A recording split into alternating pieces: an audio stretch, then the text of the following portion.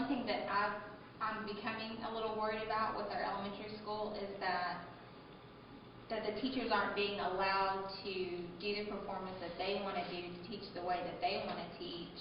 And so then that's hindering my child's performance, because it's becoming so that they have to use this certain curriculum, or they have to do, I mean, one of the teachers I think is the greatest teacher, and she's leaving because I think part of it is she has a different style.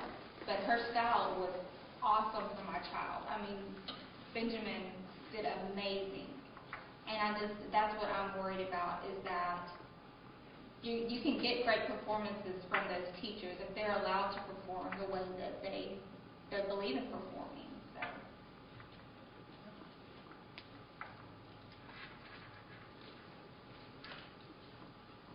I'm going to comment a little bit on that. I'm just thinking through there. And I agree with what you're saying exactly. I think sometimes the curriculum is set up, and I'm better answering this part, but it's set up so that we have consistent curriculum throughout, as they move from school to school. So they do learn, all kids do learn the same thing.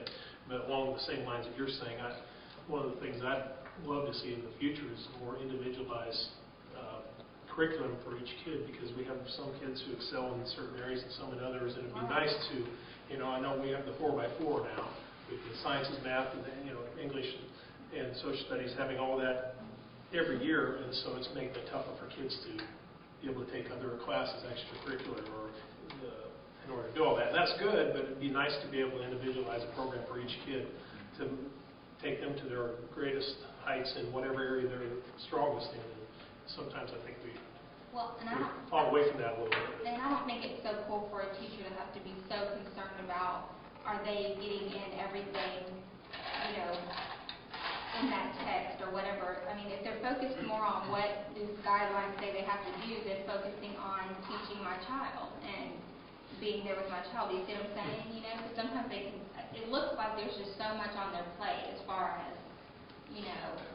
making sure they follow these rules, that then it kind of, the kid gets lost in it because they're just so strict on the guidelines of how they should be doing things. So that's one thing I'm worried about. From last year to this year, I've just noticed the change in that area.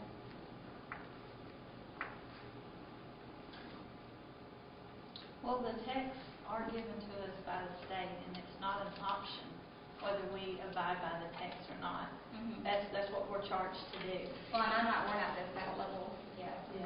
Yeah. Well, yes, your child should have text in their classroom, not tax. Text. The text is essential knowledge and skill statements should be driving the instruction from kindergarten on, and has some guidelines for the things that we need to be looking at in pre-K, although there aren't texts for pre-K. And it's just simply not optional for teachers to teach the text or not. That's a state mandate. It's legislated. And it is there so that we can have a guaranteed viable curriculum. Now with that, there's still plenty of room for teacher autonomy on the style. Mm-hmm. The text tells us what we're to teach, not necessarily how to teach it. And that's what I want, is for them to be able to use their own style. And I will tell you that I believe in our campuses we have principals who empower teachers with teacher autonomy on a great deal. And so I've kind of challenged them. We'll have to do a blind survey to see if all the teachers feel that way. Well, there are certain things that are going to have to be mandated. But there's still room. And I will tell you, I've seen it. I've seen awesome things going on in classrooms. So I'm going to tell you, not every teacher has given up and decided they can't teach effectively. Well, that's what I don't want the teachers that have been here for so long and that have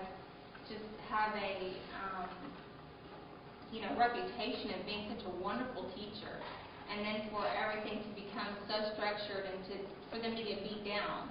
Because we don't want that. We want them to enjoy coming into class and teaching every day. And if they feel like they're not going to be able to, teach to their children in the fashion that they are accustomed and that they love, then they're going to look for other places. And That's what I'm concerned about, you know. And I understand they got certain things, but I just, like you said, let them do it in the way that they want to do it. Because obviously, they've been getting results, so these kids, you know, wouldn't move on like they have. And correct me if I'm wrong, but the text, and if I'm thinking what you're saying, the text and the tax are minimal skills for the kids in the state of Texas. No. Yes, they are to be taught, right? The texts are to be taught, but then they're assessed by a test that is still a minimal level test for most of the kids.